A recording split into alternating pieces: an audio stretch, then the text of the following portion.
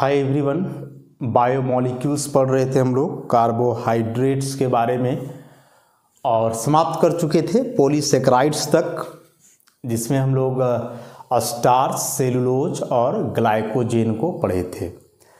आज इस chapter carbohydrate का यह अंतिम लेक्चर होगा, जिसमें हम लोग कुछ इम्पॉर्टेंट फैक्ट्स जैसे मोनोसेकेराइड्स का इंटरकन्वर्सन और कार्बोहाइड्रेट का टेस्ट और उसके कुछ यूज को जानेंगे। तो सबसे पहले इंटरकन्वर्सन्स ऑफ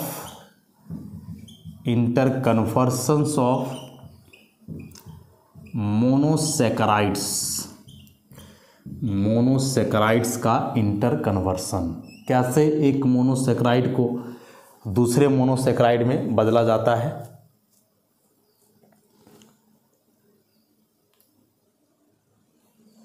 तो इसमें से सबसे पहले हम लोग देखेंगे conversion of an aldose into its next higher अल्डोज।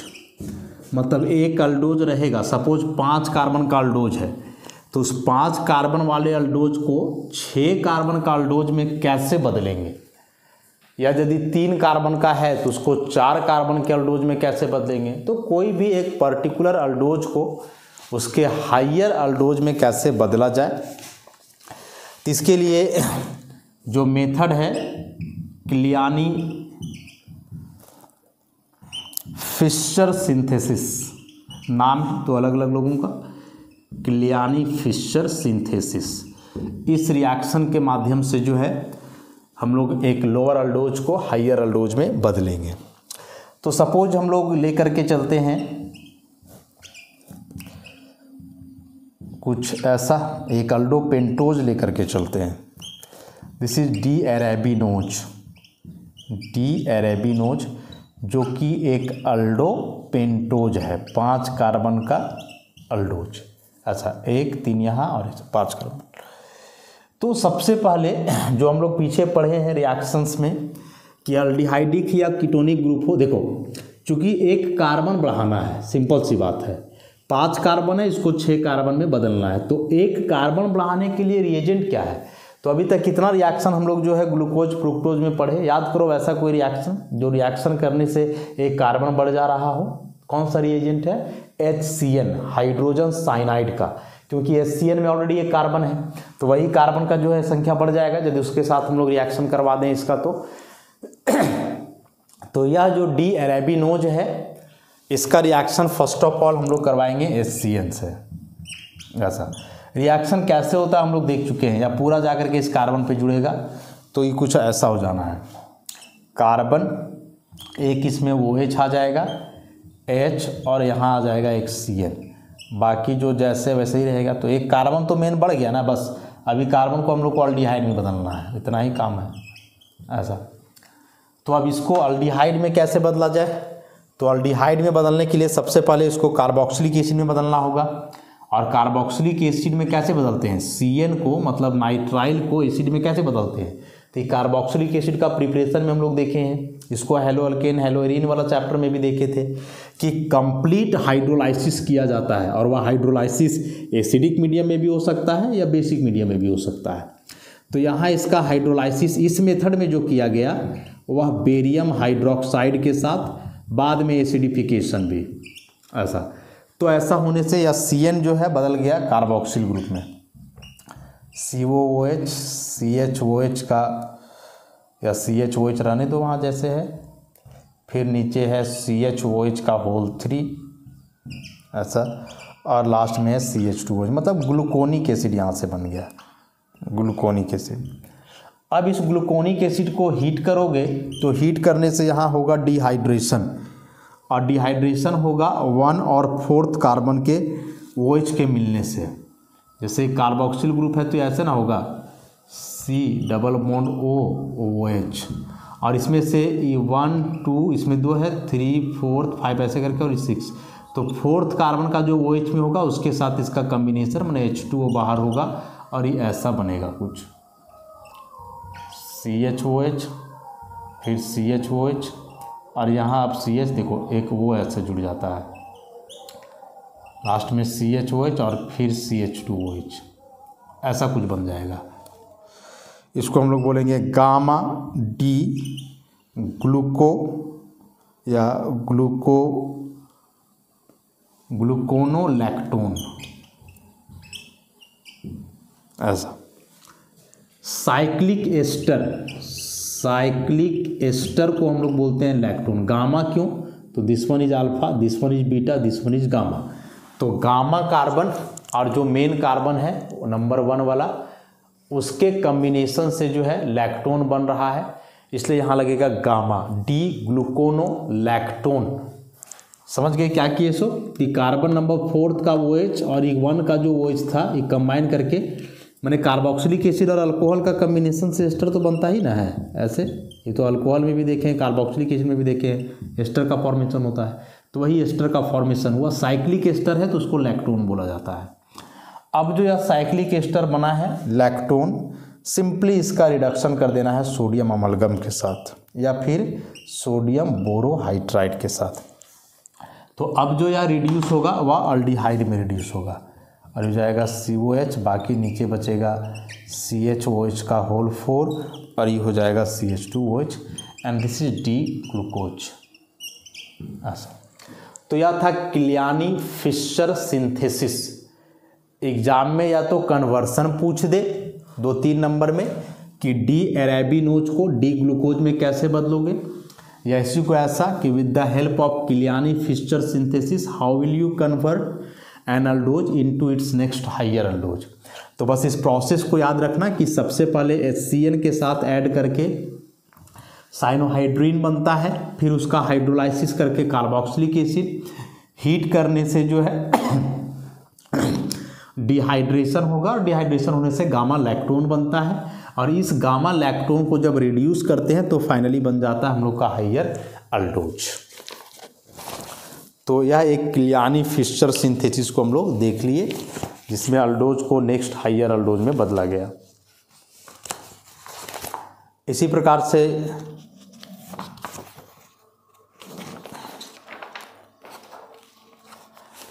अब एक अल्डोज को उसके लोअर अल्डोज में बदलेंगे, मतलब अरेबिनोज से ग्लूकोज बनाए, अब उल्टा करेंगे ग्लूकोज को अरेबिनोज में बदलेंगे। तो ग्लूकोज को अरेबिनोज में बदलने के लिए 2 मेथड है, मतलब इसमें कार्बन बढ़ रहा था और अब कार्बन हम लोग घटाएंगे, डिग्रेडेशन होगा। तो डिग्रेडेशन के लिए 2 मेथड्स हैं। कौन कौन से मेथड से देखते हैं उसको।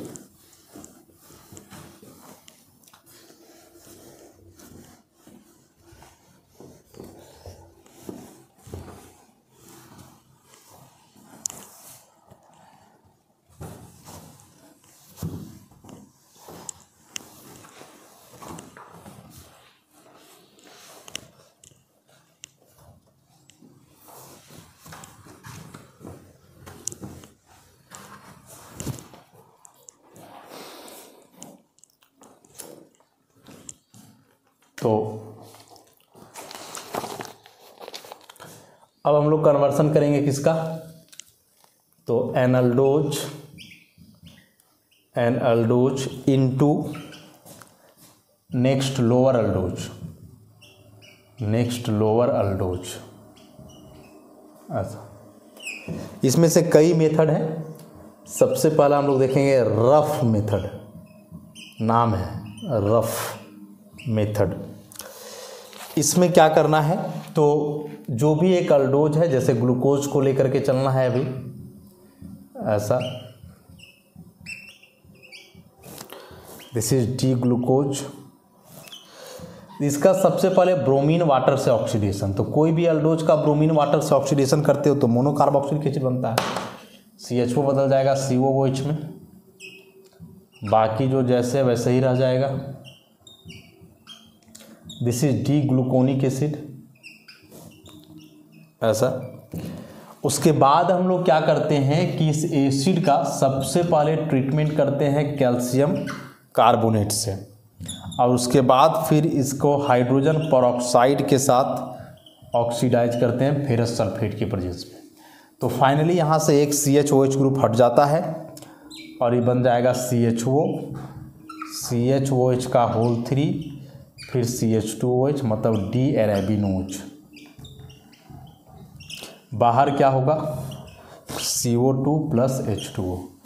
यह है रफ मेथड कि सबसे पहले जो अल्डोज है उसको ब्रोमीन वाटर से ऑक्सीडाइज करो तो वह मोनो कार्बोक्सिलिक एसिड में ऑक्सीडाइज होगा, और जब मोनो कार्बोक्सिलिक एसिड बनेगा तो इसके बाद अब दो प्रोसेस है। क्या है, इस प्रोसेस को समझोगे। कार्बोक्सिलिक एसिड का रिएक्शन कैल्शियम कार्बोनेट से होता है, या कोई भी एसिड का रिएक्शन कार्बोनेट से होता है तो क्या बनता है, सॉल्ट बनता है। तो सॉल्ट बनेगा ऐसे, एसीटेट का सॉल्ट बनेगा ऐसे, 2 कार्बोक्सिलेट ग्रुप होता है, मतलब 2 मोल इसका इन्वॉल्व होगा। ये Ca2 प्लस बाहर हो जाएगा यहाँ से CO2 ऐसा। तो यह जो CO2 निकला वहाँ से हटेगा। उसके बाद फिर अब जब इसको आप ऑक्सीडाइज करोगे तो अब इसके ऑक्सीडेशन से जो है यहाँ से कोई भी एक ग्रुप जो है फर्निश होएगा, कोई भी एक ग्रुप जो है CaCO3 के रूप में बाहर निकलेगा, CaCO3 के रूप में। तो एक कार्बन यहाँ से ऑटोमेटिकली जो है कम हो जाना है ऐसे। तो यह जो एसिड बना, इसके बाद हम बताए 2 प्रोसेस, एक कैल्शियम कार्बोनेट से करवाएंगे तो पहले कैल्शियम सॉल्ट बनेगा, उसके बाद यह जो हाइड्रोजन परऑक्साइड है या एक ऑक्सीडाइजिंग एजेंट है जो इसको ऑक्सीडाइज करेगा, और ऑक्सीडाइज करके जो है यहाँ से एक कार्बन को हटा देगा, निकाल देगा एक कार्बन को। तो फाइनली जो है एक लोअर अल्डोज का फॉर्मेशन यहाँ से हो जाएगा। तो यह था रफ मेथड। रिएजेंट को मेन याद रखना है, मेन रिएजेंट्स को याद करते चलना है, वही इंपॉर्टेंट है। एक और है होल मेथड, उसमें क्या है देखते हैं।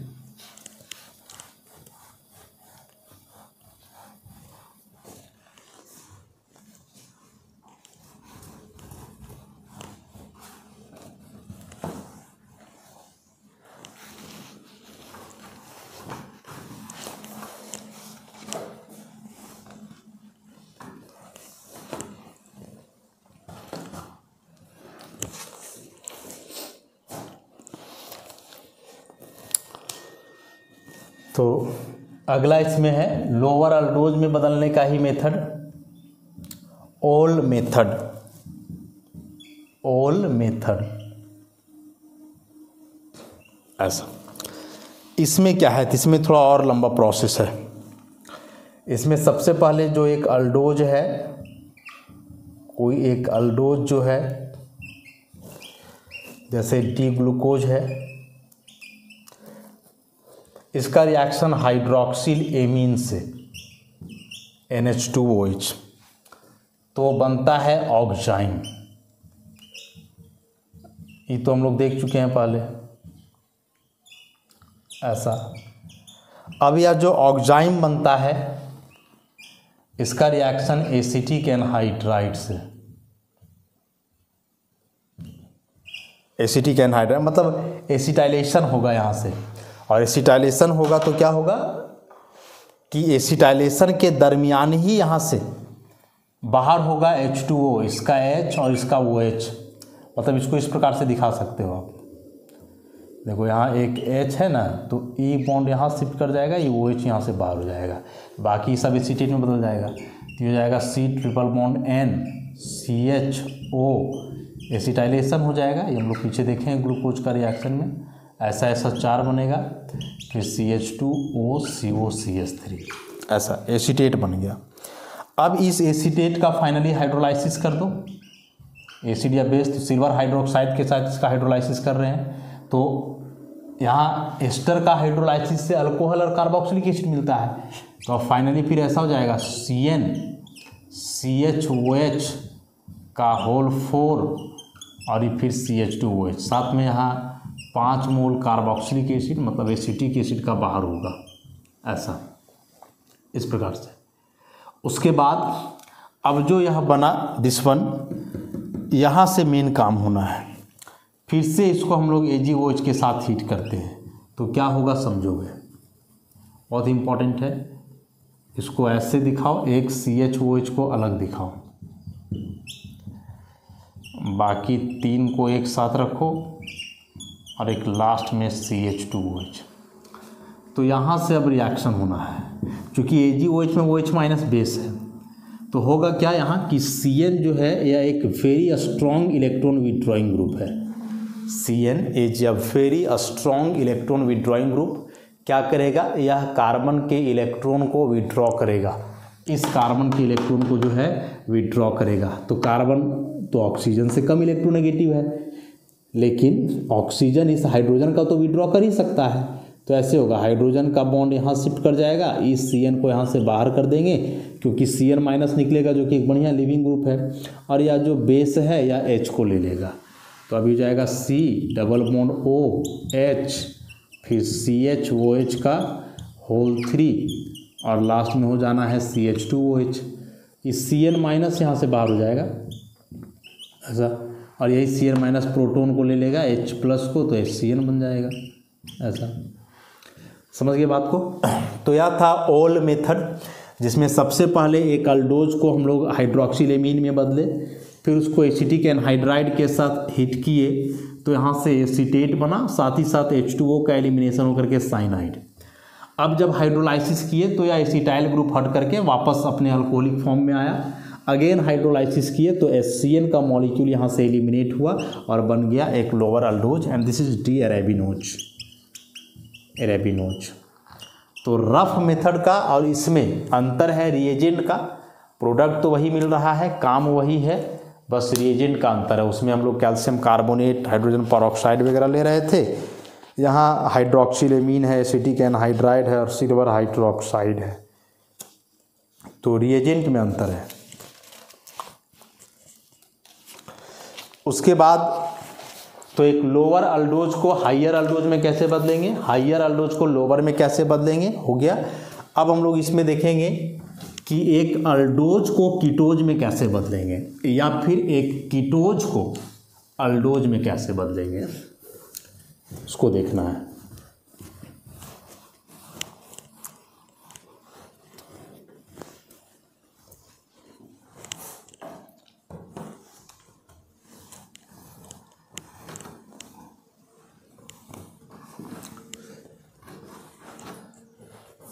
तो नेक्स्ट है इसमें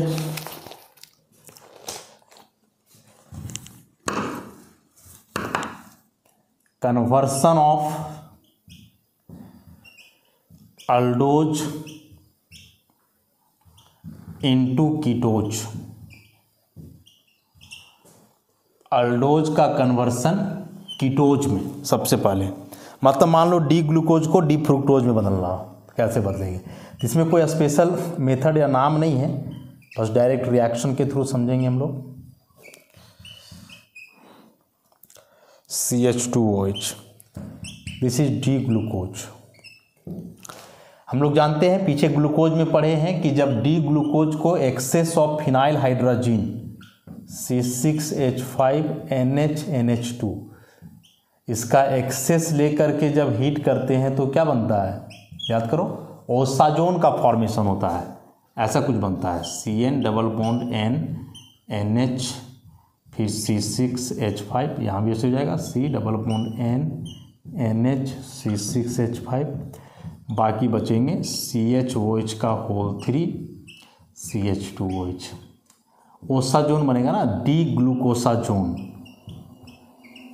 अच्छा, कि जो एक अल्डोज है, जैसे यहाँ ग्लूकोज लिया गया है तो उसको एक्सेस ऑफ फिनाइल हाइड्रोजीन के साथ हीट किए, ओसाजोन वाला रिएक्शन हुआ और यह ग्लूकोज बदल गया ग्लूकोसाजोन में।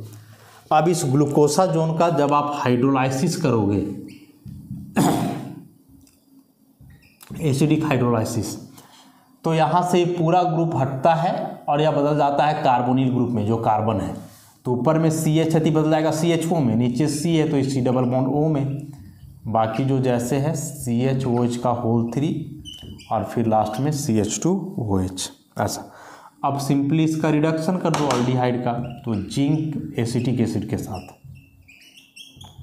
क्योंकि रिड्यूसिबल ग्रुप कीटोन भी है, रिड्यूसिबल ग्रुप यहाँ अल्डिहाइड भी है, तो एक वैसा रिएजेंट लेना होगा जो सेलेक्टिव रिडक्शन करे केवल अल्डिहाइड का, कीटोन का नहीं।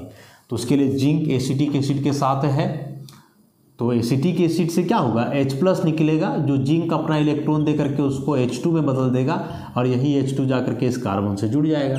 तो ये हो जाएगा CH2OH, एक यहाँ जुड़ेगा तो CH2, एक OH, बाकी C+O, फिर CHOH का होल 3 और लास्ट में हो गया CH2OH। This is D fructose. ऐसा हो गया। तो हो गया, एक आसान सा कन्वर्सन था अल्डोज का कीटोज में। क्या किए, सबसे पहले ओसाजोन बनाए, ओसाजोन को हाइड्रोलाइज किए तो कार्बोनिल कंपाउंड मिल गया, दो कार्बोनिल ग्रुप यहाँ से मिल गए।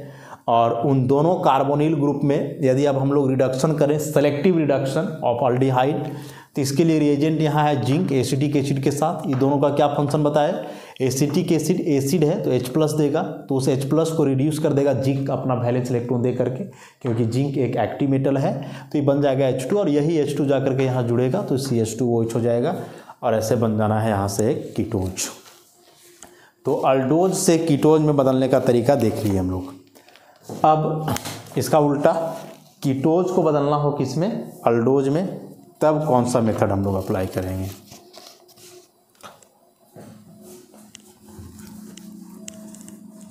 मतलब आप फ्रुक्टोज को बदलना हो ग्लूकोज में, अभी ग्लूकोज को तो फ्रुक्टोज में बदल ही लिए,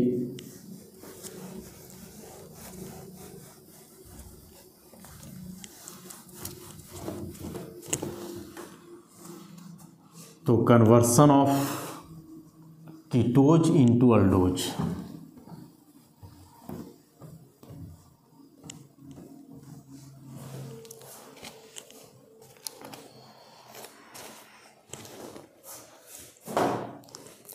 कन्वर्सन ऑफ कीटोज इनटू अल्डोज।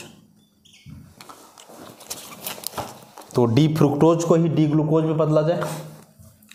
सबसे पहले D fructose CH2OH, C+O, CHOH का होल 3 और फिर CH2OH। This is D fructose. इसको निकेल के साथ रिड्यूस करेंगे, निकेल हाइड्रोजन, तो यह बदल जाएगा अल्कोहल में, कीटोन 2 डिग्री अल्कोहल में बदल जाएगा। ऐसा हो जाएगा CHOH, बाकी CHOH का होल 3 तो पहले से है, फिर लास्ट में CH2OH, डी सॉर्बिटॉल बन गया। इसका अब करेंगे हम लोग ऑक्सीडेशन, ऑक्सीडेशन करेंगे, वो भी कंट्रोल्ड ऑक्सीडेशन करना है नाइट्रिक एसिड के साथ। यह स्ट्रॉन्ग ऑक्सीडाइजिंग एजेंट है, तो ये वाला 1 डिग्री अल्कोहल और ये वाला दोनों को ऑक्सीडाइज कर सकता है, लेकिन इसका लिमिटेड मोड लेकर के किसी एक का सेलेक्टिव रिडक्शन करना है, चाहे इसका चाहे इसका, सॉरी ऑक्सीडेशन। तो 1 डिग्री अल्कोहल का ऑक्सीडेशन होकर के ऐसे कार्बोक्सिलिक एसिड बनता है, बाकी जो है वो रहेगा CHOH का होल 4 और फिर CH2OH, ग्लूकोनिक एसिड बन गया। अब यहाँ से हीट करेंगे तो लैक्टोन का फॉर्मेशन होगा। बताए थे लैक्टोन कैसे बनता है, ऐसा यहाँ से हो जाना है C+O, फिर CHOH, CHOH, CH और यहाँ से एक O जुड़ेगा, फिर लास्ट में CHOH और ये CH2OH। This one is alpha beta gamma, तो ये हो गया गामा लैक्टोन। और अब जो ये गामा लैक्टोन बना है इसको रिड्यूस कर देना है बस, NaHG के साथ, या सोडियम बोरोहाइड्राइड भी ले सकते हो। तो यहाँ से हो जाएगा CHO, फिर CHOH का होल 4 और लास्ट में CH2OH। This is D glucose. ऐसा, तो पहले फ्रुक्टोज को रिड्यूस किया गया सॉर्बिटॉल में, फिर इसका रिडक्शन के बाद ऑक्सीडेशन, कंट्रोल्ड ऑक्सीडेशन हुआ मोनोकार्बोक्सिलिक एसिड में, ग्लूकोनिक एसिड, फिर इसको हीट किए तो यहाँ लैक्टोन का फॉर्मेशन हुआ, गामा लैक्टोन। कैसे हुआ बताए हैं इसको, डबल बॉन्ड O और ये हुआ OH। अब इसमें से कोई एक कार्बन होगा ना 4th नंबर वाला, तो इधर OH होगा, इधर H, तो ऐसे इसका OH और ये H2O बाहर हो जाएगा और ये जुड़ जाएगा यहाँ एस्ट्रोलिन, तो गामा लैक्टोन हो गया। और गामा लैक्टोन का फिर रिडक्शन किए तो वापस हम लोग को मिल गया अल्डोज। तो ये थे 4 कन्वर्सन, लोअर अल्डोज का हाइयर अल्डोज में, फिर हाइयर अल्डोज का लोअर अल्डोज में, फिर अल्डोज का कीटोज में, और वापस फिर कीटोज का अल्डोज। अब कार्बोहाइड्रेट के कुछ इम्पॉर्टेंट टेस्ट हैं लेबोरेटरी में। कार्बोहाइड्रेट के लिए कौन से टेस्ट अपनाए जाते हैं उसको हम लोग देखेंगे अब।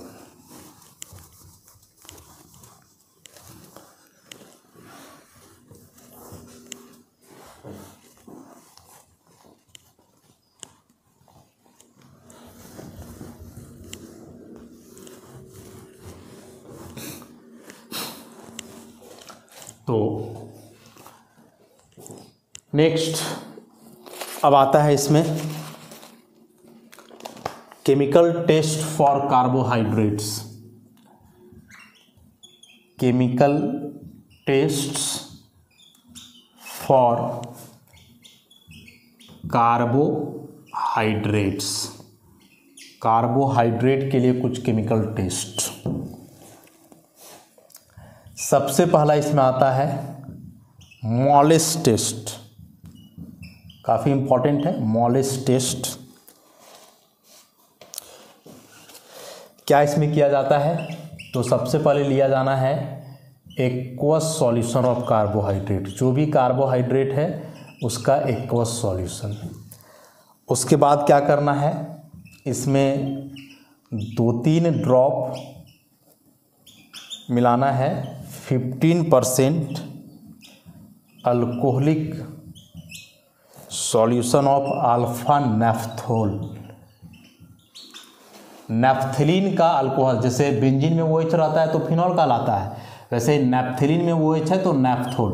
तो अल्फा नेफ्थोल को अल्कोहल में घोलना है, मतलब 15% सॉल्यूशन में समझ लो कि 15 ml यदि है तो बाकी 85 अल्कोहल रहेगा। तो वह 15% अल्कोहलिक सॉल्यूशन होगा अल्फा नेफ्थोल का, जिसका 2-3 बूंद मिला देना है कार्बोहाइड्रेट का एक्वस सॉल्यूशन में। उसके बाद फिर क्या करना है, इसमें मिलाना है थोड़ा सा कंसंट्रेटेड सल्फ्यूरिक एसिड, ऐसा। और कैसे मिलाना है कंसंट्रेटेड सल्फ्यूरिक एसिड? तो जैसे मान लो कि यह टेस्ट ट्यूब है, ठीक, ये टेस्ट ट्यूब है। सबसे पहले इसमें कार्बोहाइड्रेट का आप एक्वस सॉल्यूशन ले लिए, तो मान लो ये कार्बोहाइड्रेट का एक्वस सॉल्यूशन हो गया, ऐसा। उसके बाद फिर इसमें ऊपर से आप क्या करोगे, अल्फा नेफ्थोल का 15% अल्कोहलिक सॉल्यूशन मिलाओगे। तो मान लो जब ये नेफ्थोल का सॉल्यूशन मिलाए तो ये हो गया नेफ्थोल का सॉल्यूशन, ऐसा। इसके बाद जब इसमें सल्फ्यूरिक एसिड मिलाओगे ना, तो काफ़ी केयरफुली इसको जो है ड्रॉप वाइज डाला जाता है, वो भी इसके वॉल से एकदम सटा करके, ताकि एक एक बूंद जो है इसके सट करके जाए, डायरेक्ट नहीं, ऐसे। और जब ऐसे सल्फ्यूरिक एसिड जाएगा उसमें, कंसंट्रेटेड सल्फ्यूरिक एसिड, तो क्या होता है कि यहाँ जो 2 लिक्विड का लेयर था, एक ही कार्बोहाइड्रेट का और दूसरा नेफ्थोल के सॉल्यूशन का, तो यहाँ बीच में जो है एक रिंग बनता है, दोनों लिक्विड के बीच में वायलेट कलर का रिंग बन जाएगा, ऐसा। और यह वायलेट रिंग का फॉर्मेशन कन्फर्म करेगा कि वह कार्बोहाइड्रेट है। क्या हम बताएं कि जो कार्बोहाइड्रेट का टेस्ट करना है उसका एक्वस सॉल्यूशन ले लेना है, ऐसे टेस्ट ट्यूब में, उसमें अल्फा नेफ्थोल का अल्कोहलिक सॉल्यूशन मिलाना है, ऐसे 2 अलग अलग लिक्विड होंगे। तो जब इसमें कंसंट्रेटेड सल्फ्यूरिक एसिड ऐसे मिलाओगे इसके वॉल से सटा करके धीरे धीरे, तो 2 लिक्विड के जंक्शन के बीच यहाँ एक वायलेट कलर का रिंग बनेगा, और यह रिंग का फॉर्मेशन बता देगा कि वह कंपाउंड कार्बोहाइड्रेट है। उसके बाद अगला जो मेथड है बारफोइड टेस्ट। बारफोइड टेस्ट, इसमें क्या करना है, यह मोनोसेक्राइड के लिए है, यह मेनली है मोनोसेक्राइड के लिए। इस मोनोसेक्राइड में मिलाया जाता है बारफोइड रिएजेंट। बारफोइड रिएजेंट या बारफोइड रिएजेंट क्या होता है? तो यह होता है dilute solution of cupric acetate in acetic acid. Cupric acetate मतलब ऐसा ना हुआ, इसका होल 2 रह जाएगा क्यूप्रिक एसिड। तो इस क्यूप्रिक एसीटेट को एसिटिक एसिड में डिजॉल्व कर लेना है, एक डाइल्यूट सॉल्यूशन बना लेना है, उसी को हम लोग बोलते हैं बारफोइड रिएजेंट। तो जब इस बारफोइड रिएजेंट को मोनोसेक्राइड में मिलाओगे तो मिलाने के बाद जो है यहाँ से एक रेड प्रिसिपिटेट मिलेगा Cu2O का, रेड प्रिसिपिटेट मिलेगा। और यह रेड प्रिसिपिटेट का मिलना कंफर्म करेगा कि वह कार्बोहाइड्रेट मोनोसेक्राइड है। डाइसेक्राइड और पॉलीसेक्राइड के साथ ऐसा रिएक्शन नहीं होता है, तो ध्यान रखोगे इस बात को। एक और है इसमें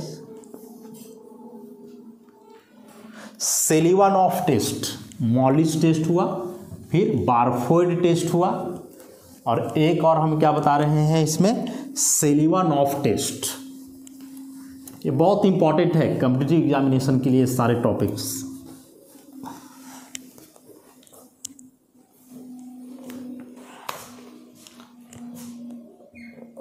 सेलिवानॉफ टेस्ट, इसमें क्या होता है,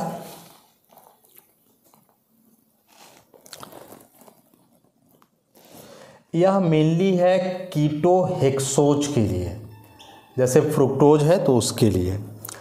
इसको हीट किया जाता है सेलिवानॉफ रिएजेंट के साथ। सेलिवानॉफ रिएजेंट या सेलिवानॉफ रिएजेंट क्या है, तो this is dilute solution of resorcinol, dilute solution of resorcinol in HCl। Resorcinol क्या है, बेंजीन 1,3 डाइऑल है, ऐसा रेसरसिनॉल है, जनरली सॉलिड होता है। इसको डिजॉल्व कर लोगे डाइल्यूट हाइड्रोक्लोरिक एसिड में, तो जब डिजॉल्व करोगे तो जो सॉल्यूशन बनेगा वही कहलाता है सेलिवानॉफ रिएजेंट। और इस सेलिवानॉफ रिएजेंट को हीट करना है कीटोहेक्सोज के साथ, तो जब हीट करोगे तो यहाँ से रेड कलर मिल जाएगा, रेड कलर। और यह रेड कलर का फॉर्मेशन जो है बताएगा कि दिया हुआ कंपाउंड क्या है, कीटोहेक्सोज। तो यह कीटोहेक्सोज और एक सुक्रोज के लिए भी होता है, क्योंकि सुक्रोज में कीटोहेक्सेस प्रेजेंट है ना, फ्रुक्टोज। तो यदि अंतर करना हो सुक्रोज और ग्लूकोज में, तो ग्लूकोज मोनोसेक्राइड है, सुक्रोज डाइसेक्राइड है, तो उस केस में आप बारफोइड टेस्ट लगाओगे, क्योंकि यह केवल मोनोसेक्राइड के हैं। लेकिन वही अंतर करना हो सुक्रोज और माल्टोज में, दोनों डाइसेक्राइड है, तो दोनों में से बारफोइड टेस्ट कोई नहीं देगा, मॉलिस टेस्ट दोनों दे देगा, लेकिन सुक्रोज देगा या सेलिवानॉफ टेस्ट, जबकि माल्टोज या टेस्ट नहीं देगा। तो ऐसे ऑब्जेक्टिव क्वेश्चन आएगा कि maltose and sucrose can be distinguish by, sucrose and glucose can be distinguish by, glucose and fructose can be distinguish by. तो ऐसे करके याद रखोगे कि कीटोहेक्सोज मतलब कीटोज और अल्डोज में अंतर करना हो तो यह हो गया सेलिवानॉफ, मोनोसेक्राइड डाइसेक्राइड में अंतर करना हो तो बारफोइड टेस्ट। तो ऐसे करके जो है इसको दिमाग में रखोगे। इसके अलावा पीछे फेलिंग सॉल्यूशन का पढ़े, टॉलेंस का पढ़े, बेनेडिक्ट का पढ़े, तो कहीं ना कहीं उन रिएजेंट्स का भी इस्तेमाल आप कर सकते हो कार्बोहाइड्रेट का टेस्ट के लिए। इसके बाद कार्बोहाइड्रेट्स के यूजेज बचते हैं, तो इसमें से हम लोग बहुत सारे कार्बोहाइड्रेट्स पढ़े, सब में इसके यूज को भी बताया गया है। तो वही सारे चीज़ हैं, एक जगह उसको समराइज करके लिख लोगे, यूज हो जाएगा वह। तो इस तरह से इस बायोमॉलिक्यूल्स यूनिट का जो पहला चैप्टर था कार्बोहाइड्रेट, वह पूरी तरह से समाप्त होता है। इसके बाद अब इसमें हम लोग देखेंगे क्या, प्रोटीन्स, विटामिन्स और न्यूक्लिक एसिड्स। तो उन सारी बातों का चर्चा आगे के लेक्चर से। तो आज के लिए इतना ही, धन्यवाद।